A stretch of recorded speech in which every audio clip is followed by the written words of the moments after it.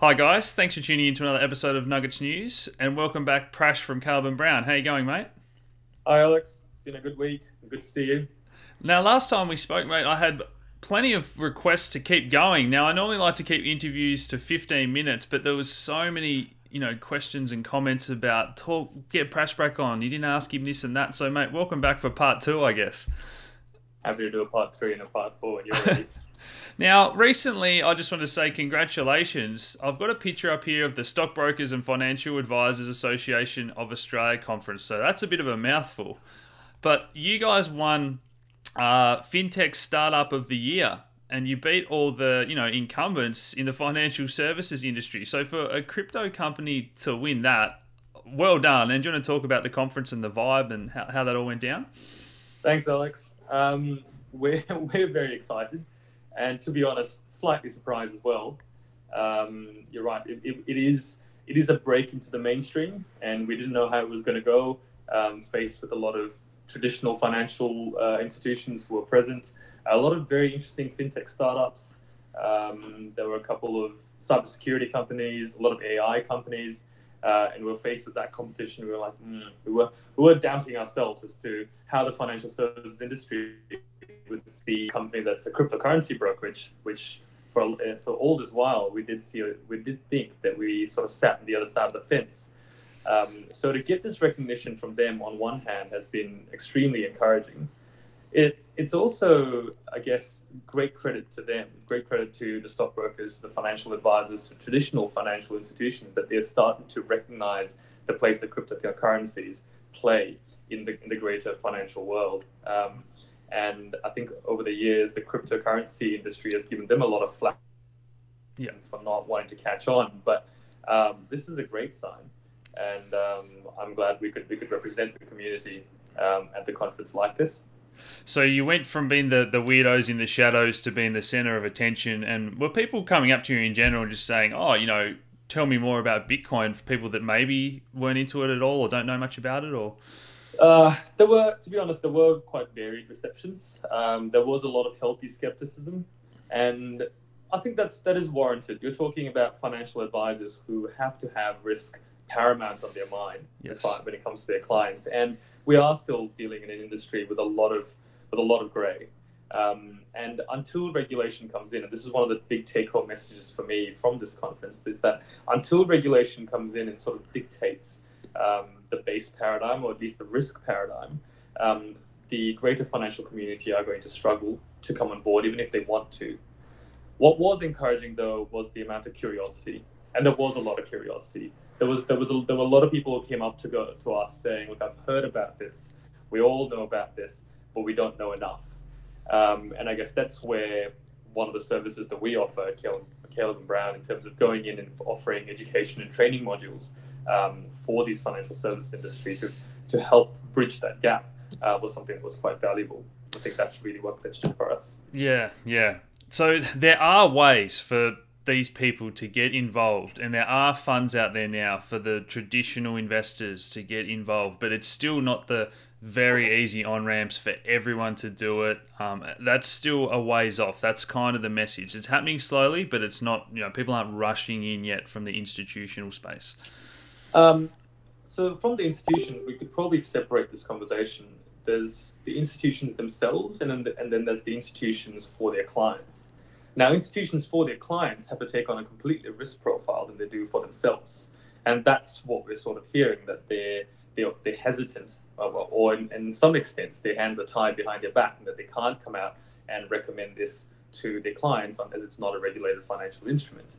However, as we talked about in our last video, institutions personally, for themselves as institutions, we're definitely seeing that surge of institutions getting behind this and large institutional money being pumped into the market. That's fantastic to hear. That's going to be music to a lot of people's ears that have just been seeing red candle after red candle lately. But as we spoke about last time, take that longer term perspective, zoom out a bit, and we're still going up at a tremendous rate compared to any other market in the world. Most definitely. Yeah. So these are the questions that people had for you, particularly about and price, and how large orders and whales can affect the price and manipulation. So the first question is, how do you actually agree upon a price? If you're not using exchanges, where do you get the price from? And are you meeting a buyer with a seller all the time? Or are you kind of getting liquidity to and from exchanges and affecting the price? So, two-part question. I guess the first part of the question was how do we establish the price? Yes. So while our traditional sort of retail brokerage model, we work on an average of international exchanges, and it's very much a real-time pricing. That doesn't really apply when you're talking to these large volume orders, because the potential for little quibbles from minute to minute or from second to second, as we know with our industry, when you're talking about a $200 million order, a price difference of $1 can make a huge difference. So it doesn't make sense to use real-time pricing. Yeah. Instead, we use indexes. So there are 24-hour indexes and 12-hour indexes that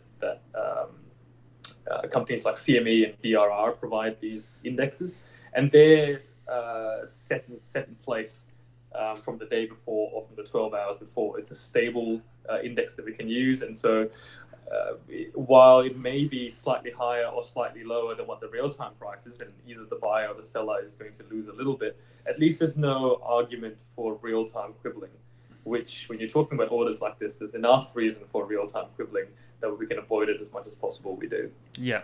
And the second part of that question about, do you ever push a lot onto exchanges and drive the price, or buy a lot? Are you affecting the price at the end of the day in anything that you do? The short answer is no, and for two reasons. Firstly, from an ethical standpoint, for us who work in the industry, that doesn't benefit the industry in any way.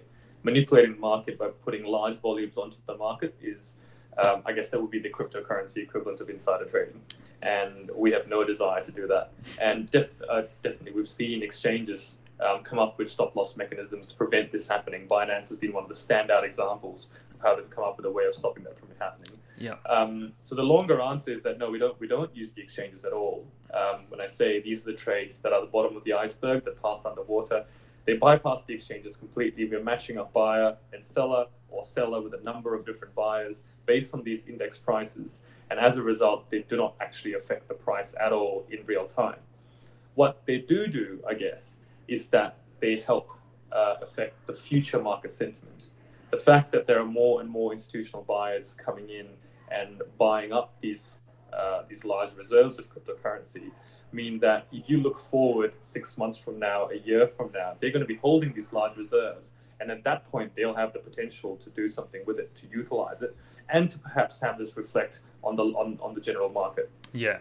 And it's at that point when that starts to hit the general market that we will start to see it causing the price fluctuations, when it starts becoming apparent that, I'm not going to, don't quote me on this, but just as an example, let's say Goldman Sachs or JP Morgan or one of the big institutions, when it becomes apparent that they're holding $500 million worth of cryptocurrency reserves, think of what that will do for market sentiment. Yes. And when we're really talking about prices and price fluctuations, it's very much an emotional game, isn't it? It's the psychology of investing is often what drives the price up.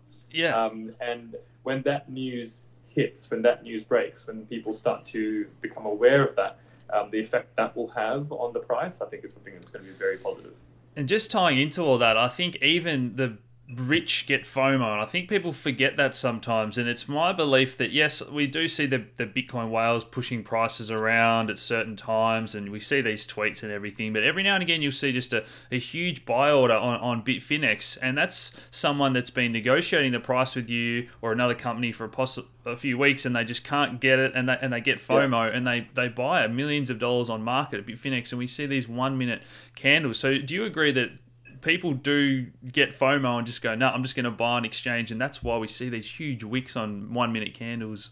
Absolutely. And particularly some of the trades that we've done, some of these large block trades that we've been negotiating, there may be a couple of buyers and a couple of sellers, and eventually one. Let's take a case of if the seller decides to go with one particular buyer. It may not necessarily be because of a difference in price. The price may be set, but whether that's because of there's so many moving parts in these transactions, whether the legal compliance wasn't just about right, or they want to use a different escrow provider, or there was some sort of interpersonal difficulty. For whatever reason, if the seller doesn't go with a particular buyer, then the other buyer has gone, bugger this, I've missed this opportunity, I need to get in. And if for whatever reason he feels the market is going to start moving, then yeah, that sort of exchange-based FOMO is very likely to happen. Yeah, and even more so once we get moving. So we've been in this sideways to downward sort of trend, and we hear about these huge OTC orders and people accumulating, the rich buying when it's low and accumulating Bitcoin. If we're on the way up and it's taking weeks to negotiate orders, I believe those FOMO candles we're gonna see more of them going forward. We are going to see more of them, and I guess that's why here with our OTC trading desk, we're doing our best to nail down the process to be as simple and as clear as possible. With the OTC space, again, there's so much gray. There are so many individual operators operating within the space as agents for buyers, for sellers' mandates, for buyers' mandates. It's hard to get absolute clarity. Yeah. And the more validity that we have and our name has within the industry, the easier it is for us to be that central point that people trust, and that we're able to, I guess, push away some of that grey and enable these orders to go through much more clearly, much more quickly. Yeah, and I should probably be clear that when I'm saying weeks and weeks, we're talking about these huge 100 million orders, or we had one the other day for $1 billion that ended up not going through. These have a 90% failure rate because of all the due diligence. But if it's for a lot of our viewers that you've helped, it's within hours. If you're having those orders in the tens of thousands of dollars, we shouldn't make it sound like it takes weeks to buy or sell those sort of amounts of crypto. I think I was talking to the boys yesterday, and the fastest we've done from first phone call to the office to delivery of coins was 35 minutes. Yeah. It's still on board in the office somewhere as our record, and that credit has to go to one of the banks for getting the funds across that quickly, because usually that's the primary lending bank. That's the banks and not us. That's the bottleneck, exactly. And I mean, I know we use you guys regularly as well, and once you have all the details there, they're there for the next time as well. So of course, get organised, guys, for when you want to buy or sell in the future. So next question we had, competition and the future. And are you really enjoying watching this space heat up with decentralized exchanges? Another exchange will lower their fees. We saw the CEO jump from one company to another the other day, and competition for consumers and retail investors to get their business and collect those fees, have a better user experience. This is just all going to drive, I think, advertising, marketing, getting more people into crypto. I'm so excited to watch this, and you must be excited to watch this. And the service you offer is very unique and premium compared to some of these other products, but they all complement each other. Most definitely. Look, competition can never be a bad thing, particularly if you're working in an industry such as ours, a young industry such as ours. It's competition that drives improvement, and it's more competitors coming along that forces us as well to improve our service, to refine our service, to be better than the other, so that our customers stick with us.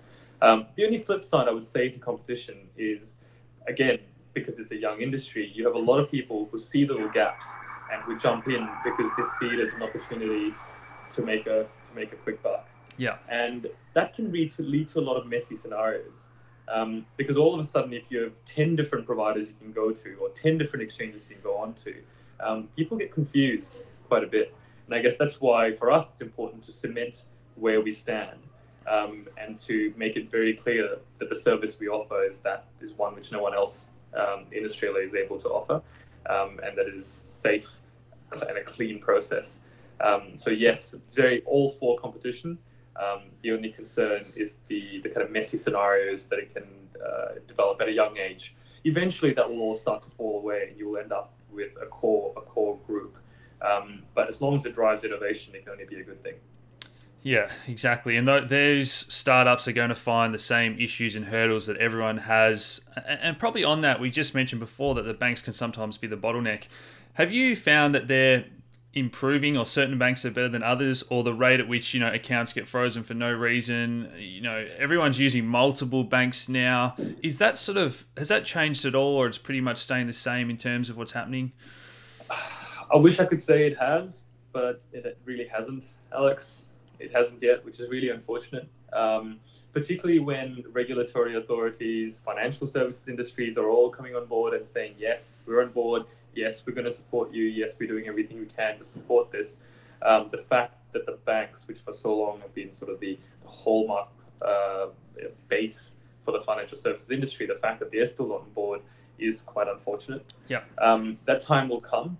I think a critical mass will be reached to an extent that the banks can't ignore this anymore, and all it will take is for one bank to go, we're losing way too much of the industry, and we're falling behind, and we're starting to look like farm dinosaurs. And once that one bank comes on board and embraces the industry, everyone else will absolutely have to. Yeah, and that will be a huge turning point.